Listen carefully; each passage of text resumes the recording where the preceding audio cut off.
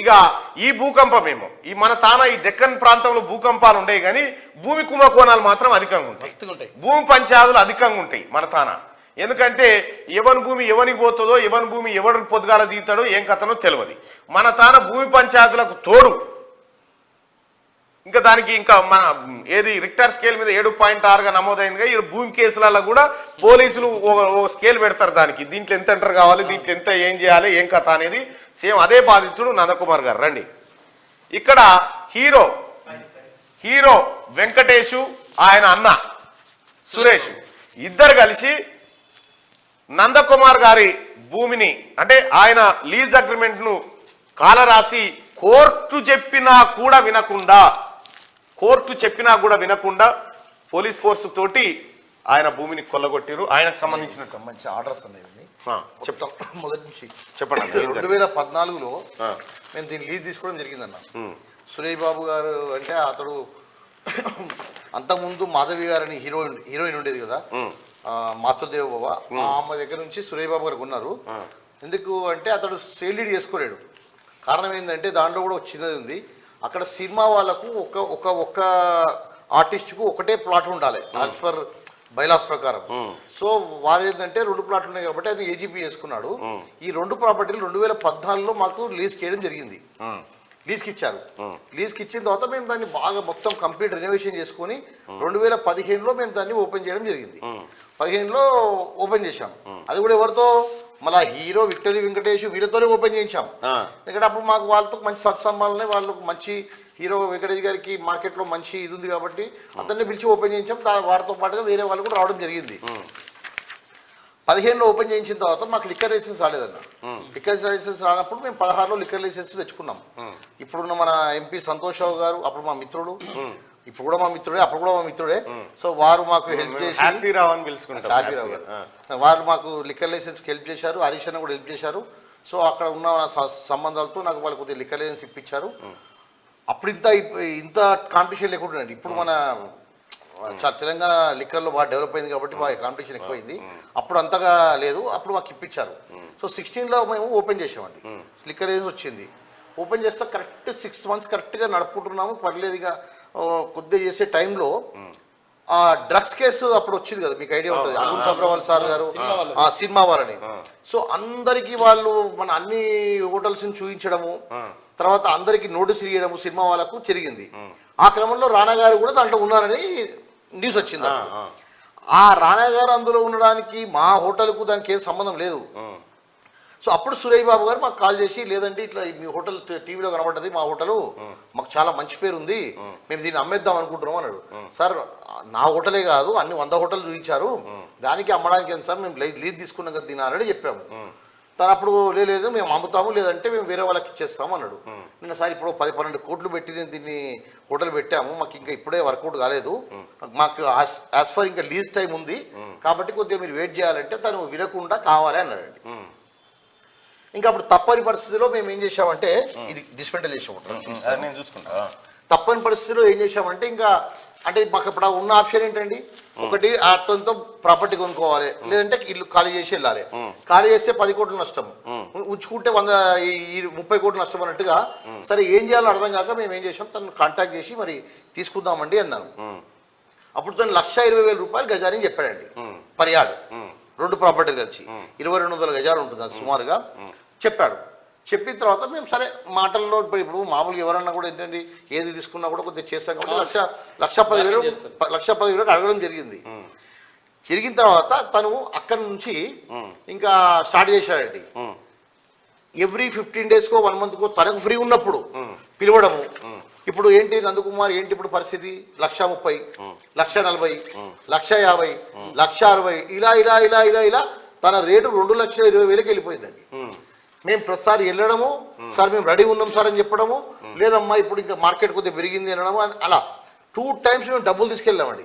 తీసుకెళ్ళినా కూడా తను నేను లేదు మళ్ళీ చెప్తాను, ఇంట్లో మాట్లాడి చెప్తాను, ఫ్యామిలీతో మాట్లాడి చెప్తాను, బ్రదర్తో మాట్లాడి చెప్తాను అని చెప్పి పెండింగ్ పెట్టడం. సో ఆ విధంగా ఒక 1 year మొత్తం ఇచ్చేసినప్పుడు మా లిక్కర్ లైసెన్స్ పోయిందండి. లిక్కర్ లైసెన్స్ క్యాన్సిల్ అయిపోయింది, ఎందుకంటే లీజ్ ఇవ్వకుండా లిక్కర్ లైసెన్స్ ఉంటుంది కదా. సో అటు ఫైనల్లీ 2018లో మేము దీనిపైన ఒక అవగాహనకు వచ్చి ఇద్దరం కూర్చొని లేదు సార్ ఈ రేటుకు తీసుకుందామని చెప్పి 1,80,000 రూపాయల గజంతో ఫిక్స్ అయిందండి ఈ 2 ప్రాపర్టీలు. 1,80,000 రూపాయలు ఫిక్స్ అయిన ప్రాపర్టీని సరే కూర్చున్నాం మాట్లాడుకున్నాం ఓకే అన్నాడు. అప్పుడు నేను ఏం చేశాను, సేల్ ఆఫ్ అగ్రిమెంట్ తీసుకుని వెళ్ళాను. సరే సేల్ ఆఫ్ అగ్రిమెంట్ చేయండి సార్ అంటే మళ్ళీ ఏం పెట్టాడు, లేదు లేదు నేను ఒకటే ప్రాపర్టీ ఇస్తాను, 2వ ప్రాపర్టీ ఇవ్వను. సార్ మనం మొన్న వరకు మాట్లాడుకున్నప్పుడు ఇస్తాను కదా సార్ అంటే లేదు ఈ ఫస్ట్ మీరు నా ప్రాపర్టీ కొనుక్కోండి మా బ్రదర్ ప్రాపర్టీ తర్వాత ఇస్తాను అన్నాడు. సరే సార్ ఓకే మరి నేను అన్నాను 2 ప్రాపర్టీలు ఇస్తేనే సెట్ అవుతుంది సార్ నాకు, ఇక్కడ రెక్టాంగిల్ వస్తుంది కదండి, లేదంటే ఇలా పొడుగు వస్తే ఈ సెట్ కాదన్నప్పుడు తను 2 ప్రాపర్టీలు కూడా నేను ఫస్ట్ అయితే ఈ ప్రాపర్టీ తీసుకోండి మా బ్రదర్తో నేను మీకు లీజ్ ఇస్తాను, ఈ 3-4 సంవత్సరాల్లో మనం ఎప్పుడన్నా కూడా జాయింట్ డెవలప్మెంట్ చేసుకుందాము, లేదంటే నేను మీకే అమ్ముతాను అన్నాడు. నేను సార్ ఈ 1.5 year మాకున్న మీతో ఉన్న ఎక్స్పీరియన్స్తో మీ మాటలు నమ్మడం నాకు కాదు సార్, మీరు ఏదున్నా కూడా పేపర్ పెన్నుతో పెట్టి మీరు ఎంఓఈ కానీ ఏదైనా ఇంటర్ అయితే నేను తీసుకుంటాను అన్నప్పుడు తను ఒప్పుకొని ఒక ప్రాపర్టీ సేల్ ఆఫ్ అగ్రిమెంట్ చేసుకున్నాడు. ఓకే 3 కోట్ల రూపాయలు తీసుకొని సేల్ ఆఫ్ అగ్రిమెంట్ చేసుకున్నాడు. ఇంకొక ప్రాపర్టీ సేమ్ హీరో వెంకటేష్ గారితో నేను మీ బ్రదర్తో కూడా మాట్లాడి ఏంటంటే హీరో వెంకటేష్ గారు వచ్చి లేదండి యూఆర్ యాక్సెప్టెడ్ అని చెప్పి లీజ్ ఇంటర్ అయ్యారు.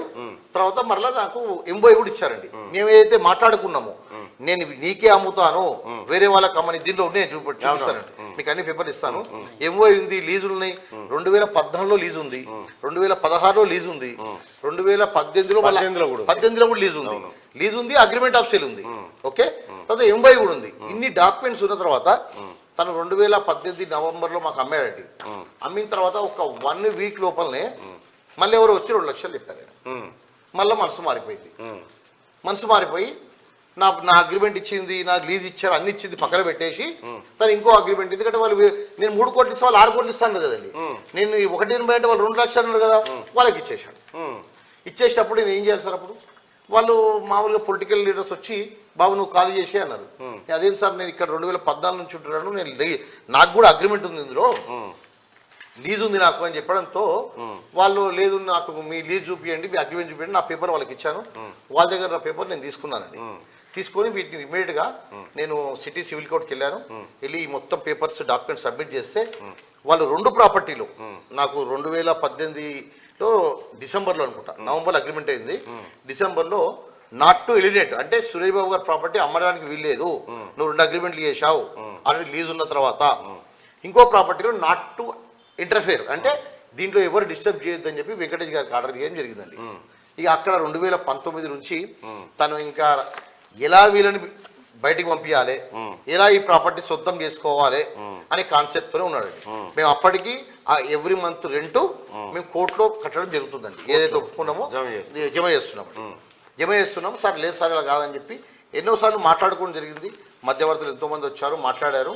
ఎప్పుడు వచ్చినా కూడా సార్ అతడు 2 లక్షలు అంటే 2.20 అంటాడు, 2.20 అంటే మళ్ళీ 2020-21 కూడా 2-3 సార్లు ట్రై చేసామండి. అతడు మాత్రం ఎప్పుడు కూడా మనకు అందుబాటులో ఉండడు. అందుబాటులో అంటే రేటు మేము 2.50 అన్నాం అనుకోండి, తను 3 అంటాడు, 3 అంటే 3.5 అంటాడు. సో ఈ విధంగా దాన్ని పెంచుకుంటూనే వెళ్తున్నాడు.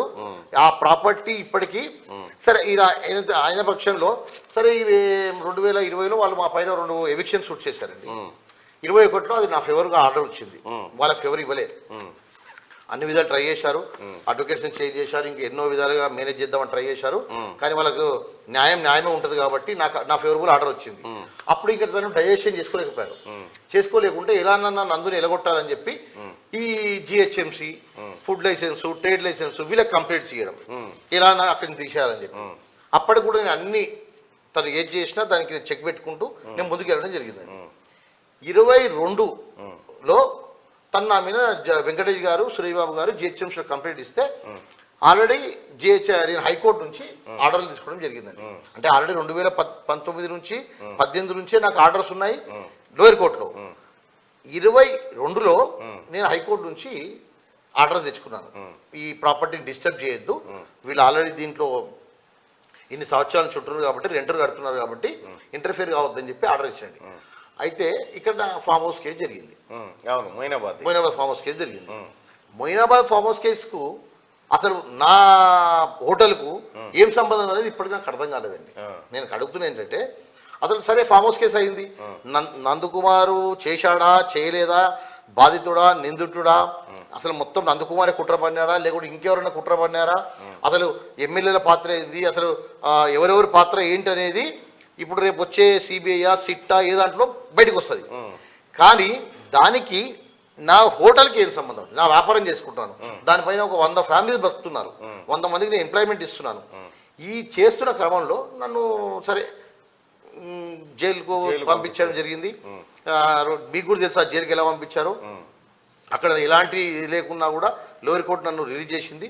తర్వాత మళ్ళీ వాళ్ళు హైకోర్టు జరగడం జరిగింది. హైకోర్టు నుంచి నన్ను పంపిస్తే నేను కోర్టును గౌరవించి నేను జ్యుడిషియల్ కస్టడీకి వెళ్ళాను. నేను జ్యుడిషియల్ కస్టడీలో ఉన్నప్పుడు జ్యుడిషియల్ కస్టడీలో ఉన్నా నేను ఉన్నప్పుడు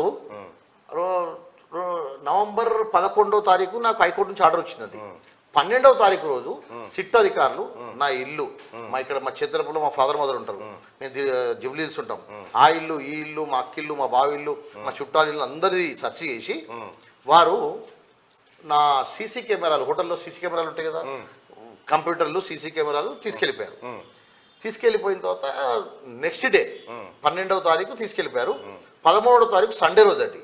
సండే రోజు పొద్దున్నే జిహెచ్ఎంసీ వాళ్ళు బుల్డోజర్లు తీసుకొని రావడం డైరెక్ట్గా సండే రోజు బుల్డోజర్లు తీసుకొచ్చి నా హోటల్ని, అసలు ఇప్పుడు మేము అక్కడ ఎన్నో పెట్టామండి, ఇక్కడ చూడండి ఇదిగోండి మంచి ఫారెన్ లాగా పెట్టాము. ఇప్పుడు ఇక్కడ అవుట్లెట్ పెట్టాము, ఇక్కడ ఇప్పుడు గడ్జెట్ స్టూడియో, డక్కన్ కిచెన్ అన్ని పెట్టుకున్నాం.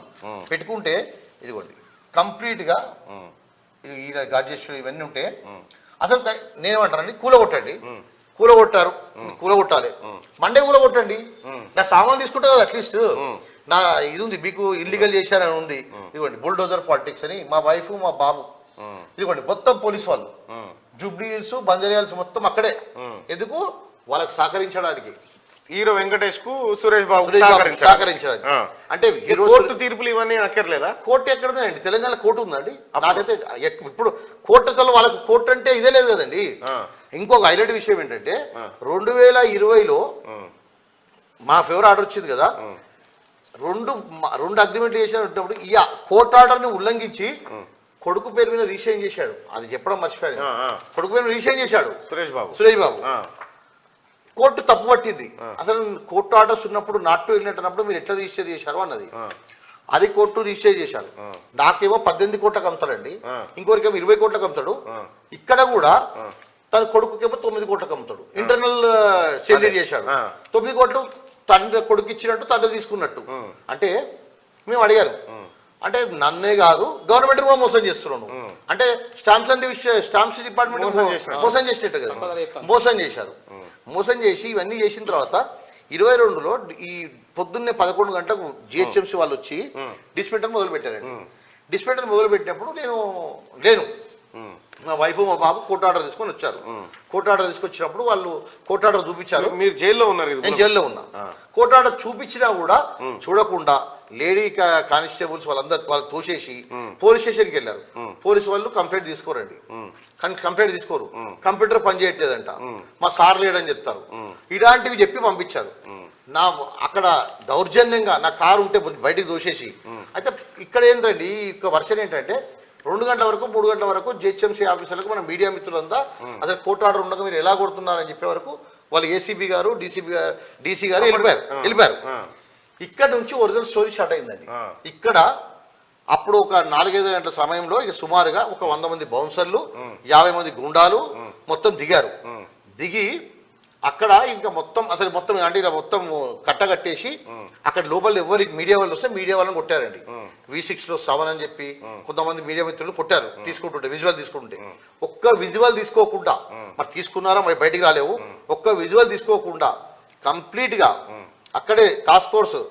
హైలైట్ విషయం ఏంటంటే జూబ్లీహిల్స్ బంజారాహిల్స్ వాళ్ళు అక్కడే, టాస్క్ ఫోర్స్ ఆఫీసర్లు అక్కడే. టాస్క్ ఫోర్స్ వాళ్ళు దగ్గర ఉండి డిస్మెంటల్ చేసుకోండి అని చెప్పి డిస్మెంటల్ చేయించేసి అక్కడ నుంచి ఇప్పుడు నా ఫ్రెండ్స్ అందరు పెట్టుకున్నా కానీ నా పార్ట్నర్స్ ఉంటారు కదా, వాళ్ళని తీసుకెళ్ళి టాస్క్ ఫోర్స్ ఆఫీస్లో కూర్చోబెట్టి వాళ్ళు కంప్లీట్గా కేసులు పెట్టడం మొదలుపెట్టారు. రైట్. ఇప్పుడు మీ డిమాండ్ ఏంటన్నా? నా డిమాండ్ ఏంటన్నా, ఇప్పుడు నేనేమడుతున్నానంటే నా మీద కేసులు పెట్టారు. ఆ రోజు తీసుకెళ్ళిన తర్వాత హైలైట్ ఏంటంటే వేరే వాళ్ళు ఎవరో కాదండి, నా ఫ్రెండ్స్ని నా పార్ట్నర్స్తో టాస్క్ ఫోర్స్ ఆఫీస్లో తీసుకెళ్ళి కూర్చోబెట్టి అందరితో కేసు రిజిస్టర్ చేసి పంపిస్తాము, లేకుంటే లేదని చెప్పి కేసులు పెట్టారు. రాధాకిషన్ రావు కదా, రాధాకిషన్ రావు కేసీఆర్ పెట్టిన రాధాకిషన్ రావు ఎంత దుర్మార్గుడో చూడుర్రి. టాస్క్ ఫోర్స్ లో కూర్చొని ఇక్కడ ఎవడైతే పేదవాడు ఉంటాడో మొత్తం ఈ సినిమా ప్రముఖులకు, హీరోలకు, ముఖ్యమంత్రి గారు, ఈ నాగార్జున వీళ్ళంతా వచ్చి కలిసిపోతున్నారు కదా, తస్మాత్ జాగ్రత్త వీళ్ళతోటి. ఇదంతా ఒకటే ముఠ. గతంలో కేసీఆర్కి ఇప్పటికి కూడా కేటీ రామారావుకు జోక్తానే ఉన్నారు వాళ్ళు. ఈ రకంగా లీజులను గౌరవించరు, కోర్టులను గౌరవించరు, దేనికి గౌరవించరు. మళ్ళీ సినిమాలలో నీతులు చెప్పమంటే ఇంత పొడుగు డైలాగులు చెప్తా ఉంటారు. ఇప్పుడు మీ డిమాండ్ ఏంటన్నా? అలా ఏం లేదు. అంటే ఇప్పుడు నేను ఏమంటానంటే, ఈ లోయర్ కోర్టు ఆర్డర్స్ ఉన్న తర్వాత, హైకోర్టు ఆర్డర్స్ ఉన్న తర్వాత వీళ్ళు డిస్మెంటల్ చేయడానికి కారణం ఏంటి, దీని వెనుక ఏం జరిగింది, ఎవరు ఆర్డర్స్ ఇచ్చారు వీళ్ళకు డిస్మెంటల్ చేయమంటే? పుస్తకనే చేయరు కదా. ఒక దీంట్లో ఒక ఎమ్మెల్యే కూడా ఇన్వాల్వ్ ఉన్నాడంట. ఆ ఎమ్మెల్యే పేరు నేను కరెక్ట్ తెలుసుకొని చెప్తాను, మనకు ఎందుకంటే ఆధారం లేనప్పుడు చెప్పొద్దు. ఒక ఎమ్మెల్యే కూడా ఇన్వాల్వ్ ఉన్నాడంట. అతడు తీసుకెళ్లి వీళ్ళకి ఎవరిని కల్పించాడు, ఏం జరిగింది అక్కడ, ఎవరు ఆర్డర్ ఇచ్చారు, జిహెచ్ఎంసీ వాళ్ళు అంత అటావుటిగా ఉరికొచ్చి బుల్డర్తో కొట్టడానికి అవసరం ఏమొచ్చింది. సండే రోజు సెలవు దినం అయితే ఏమైందండి, హైకోర్టులో కంటెంప్ట్ ఫైల్ చేస్తే జస్టిస్ కరిగంటి లలిత గారు మేడం గారు దీన్ని చాలా సీరియస్ తీసుకొని వాళ్ళని శిక్షిస్తారని చెప్పి జిహెచ్ఎంసీ కమిషన్ని, జోనల్ కమిషన్ని, డీసీని మొత్తం హైకోర్టు పిలవడం జరిగింది. పిలిచి వాళ్ళని అడిగింది, ఏంటయ్యా పేదవాడికి ఒక న్యాయమో పెద్దవాడికి ఒక న్యాయమా, అసలు సండే రోజు నువ్వు ఎన్ని డిస్మెంటల్ చేశావు, ఎందుకు చేశావు అని అడిగితే అపాలజీస్ మేడం అంటాడు. అంటే అపాలజీస్ అంటే అయిపోతుందండి మా బతుకు. అంటే మేము కొన్ని సంవత్సరాల నుంచి మేము మిడిల్ క్లాస్ ఫ్యామిలీ, నువ్వు సింపుల్గా వచ్చి అపాలజీస్ అని చెప్తే అయిపోతుందా? అసలు నీకు ఎవరు ఆర్డర్ ఇచ్చారు, ఎందుకు డిస్మెంటల్ చేశావు, ఇది కాన్స్పిరసీకి మొత్తం నా మీద ఎందుకు కేసులు పెట్టారు? రాజధాని నగర్లో ఎస్సీ ఎస్టీ కేసు పెట్టారండి. ఎస్సీ ఎస్టీ కేసు నా భార్య మీద నాకు అన్ని పెడతారు. ఈ రాధాకిషన్ రావు అనే హైలైట్ ఏంటంటే డ్రగ్స్ కేసు. డ్రగ్స్ అనేది నాకు సంబంధమే లేదు. అసలు డ్రగ్ వాడు ఎవడో గోవాలో ఎవడో చెప్తే వాడికి నాకు లింక్ పెట్టారు. అంటే ఏంటి, అంటే ఏం చేద్దామని, అంటే పీడియాక్ట్ రెడీ చేశారు. నందకుమార్ బయటికి రాకూడదు, నందకుమార్ లోపలే ఉండాలి, పని చేసుకున్నారు. వీళ్ళు చెప్పారు, అంటే ఎవరో చెప్పారు పెద్ద మనుషులు, నందకుమార్ ఇప్పుడు రారు 1 year వరకు, మీరు మొత్తం ఖాళీ చేయించేసేయండి, రాత్రి వాడు రాడు, కోర్టుకు అటెండ్ కాడు, ఇంకా నీ ఆర్డర్ నీ ప్రాపర్టీకి వచ్చేసింది కదా. అంటే ఈ పెద్ద మనుషులు అయితే సెలబ్రిటీస్ అని చెప్పుకుంటున్నారో, ఈ సెలబ్రిటీసీలు ఇలాంటి పనులు చేయడం, అంటే 100,000 కోట్ల ఆస్తులు ఉన్నాయండి. నేనేమంటలే, నాకు వాళ్ళ ఆస్తి ఏం అవసరం లేదు. నేనేమడుతున్నా అంటే, నేను కొనుక్కున్న వస్తువుని నాకు ఎందుకు అమ్మరు? నా దగ్గర డబ్బులు తీసుకున్నప్పుడు వాళ్ళ దగ్గర ఎందుకు ఇవ్వరు? ఇది అంటే రేటు పెరుగుతా తగ్గుతుందండి. ఇప్పుడు 100 ఎకరాలు కొల్లూరులో ఉన్నారు, వటిరావులపల్లిలో ఉన్నారు, దానిపైన కూడా మీరు తప్పకుండా కానమెట్లో 30 ఎకరాల గురించి విచారించండి. ఏం జరిగింది లాస్ట్, ఎందుకు ఆ జియో ఇమీడియట్ గా చేంజ్ అయింది? కానమెట్లో హీరో వెంకటేష్ గారికి, రాఘవేంద్ర గారికి లాస్ట్ టైం వచ్చింది అనుకుంటా కదా, దాని మీద విచారించండి. వీళ్ళ ఆస్తులు ఎక్కడెక్కడ ఉన్నాయి, వీళ్ళకి ఎవరు ఇచ్చారు విచారించండి. విచారించి నా డిమాండ్ ఏంటంటే, ఇప్పుడు నా మీద అక్రమంగా కేసులు పెట్టారు, ఎందుకు పెట్టారు? నా ఫోన్ ట్యాపింగ్ ఎలా అయింది? నా వాయిస్ రికార్డ్స్ బయటకు వచ్చాయంటే ఎందుకు నా ఫోన్ ట్యాపింగ్ అయింది? అసలు రాధాకిషన్ రావు గారు, ఖలీల్ పాషా గారికి ఎవరు ఆర్డర్ ఇచ్చారు? జిహెచ్ఎంసీ అధికారికి ఎవరు ఆర్డర్ ఇచ్చారు? దీనిపైన సమగ్రమైన విచారణ జరపాలి. ఇంకొకటి ఏమైందంటే, నాకు కొద్దిగా ఇప్పుడు నేను ఈ 1 week నుంచి బయటకు వస్తున్నా కదా, ఈ 1 year నుంచి మాట్లాడలేదు, నాకు థ్రెటనింగ్ కాల్స్ రావడం మొదలుపెట్టినాయండి. నువ్వు వెళ్ళి ఎవరి పేరు చెప్పినా ఇట్లా చంపేస్తాం అదని చెప్పి. మరి అది ఏ విధంగా నేను కాపాడుకోవాలనేది కూడా నాకు అర్థం కావట్లేదు. మేము ఉన్నాం భాయ్ సాబ్, బాధపడకు, థ్యాంక్ యూ. ఏం కాదు, న్యాయం అందరికి ఒకేలాగా ఉండాలా. గతంలో కేసీఆర్ పరిపాలనలో, లేకపోతే ఈ దుర్మార్గులు ఉన్నటువంటి టైంలో అన్యాయమే గెలిచింది. ఒక న్యాయాన్ని జైల్లో బంధించి అన్యాయం అరాచకం చేసింది. ఈ పరిస్థితులు ఈ పరిపాలనలో అట్లా ఉన్నాయి. ఖచ్చితంగా మీకు అన్యాయం జరిగితే 100% మీకు అండగా నిలబడుతుంది ప్రభుత్వం కూడా, మాలాంటి వాళ్ళు కూడా నిలబడతారు. 100% విచారించండి. దీంట్లో అంటే తప్పకుండా నేను చెప్పిన పాయింట్స్ మేము అదే పనిలో ఉన్నాము. తువ్వే కార్యక్రమం మా పని ఏం లేదు, మాది అదే రోజు తెల్లారులైతే అదే పని. కాబట్టి మీరు మొదటిసారిగా మీడియా ముందుకు వచ్చినారు ఆ కేసు తర్వాత. వాస్తవానికి మా ఇంట్రెస్ట్ మొయినాబాద్ కేసు ఉండే, ఆ తర్వాత అర్థమైంది ఏంటంటే ఇది ఇంటర్లింక్ అయింది అన్న విషయం తర్వాత అర్థం. మొయినాబాద్ కేసు కొద్దిగా కోర్టులో ఉంది కాబట్టి నేను ఇంకా విషయాలన్నీ చెప్పలేకపోతున్నాను. మళ్ళీ సమయం వచ్చినప్పుడు మళ్ళీ ఒకసారి వస్తాను, మళ్ళీ అన్న విషయాలు చెప్తాను. కానీ అంతలోపు మాత్రం నాకు ఈ విషయంలో మీ సహకారం చెందించాలి. ఎందుకంటే ఎవరు తప్పకుండా ఎలాంటి సపోర్ట్ లేదండి. తప్పకుండా మీకు సపోర్ట్ లేదని అనుకోవద్దు. 100% నీ వైపు మంచి ఉంటే మేము నిలబడతాం 100%. నా భద్రత గురించి కూడా ఒకసారి నీ భద్రతకి ఏమైంది? ప్రభుత్వమే నీ భద్రత చూస్తా ఉంది. అంటే కొద్దిగా ఇప్పుడు భయపడాల్సింది దొంగలు, నువ్వు కాదు. దొంగలు భయపడాలి, నువ్వు కాదు. ఇప్పుడు అంటే ఇప్పుడు నేను ధర్మం గురించి న్యాయం గురించి కొట్లాడుతున్నప్పుడు నాకు ఎలాంటి ఇబ్బంది కలగదు. నువ్వు వీడికి వచ్చిన వెంటనే కథం భద్రతా వలయంలో ఉన్నట్టు లెక్క. ఓకేనా? థ్యాంక్ యూ సో మచ్ అన్న, ప్లీజ్ కూర్చోండి. రైట్గా అది వ్యవహారం. హీరో వెంకటేష్ వాళ్ళ అన్న ఆడినటువంటి డ్రామా తోటి మొయినాబాద్ కేసు వరకు లింకప్ అయింది ఈ వ్యవహారం అంతా.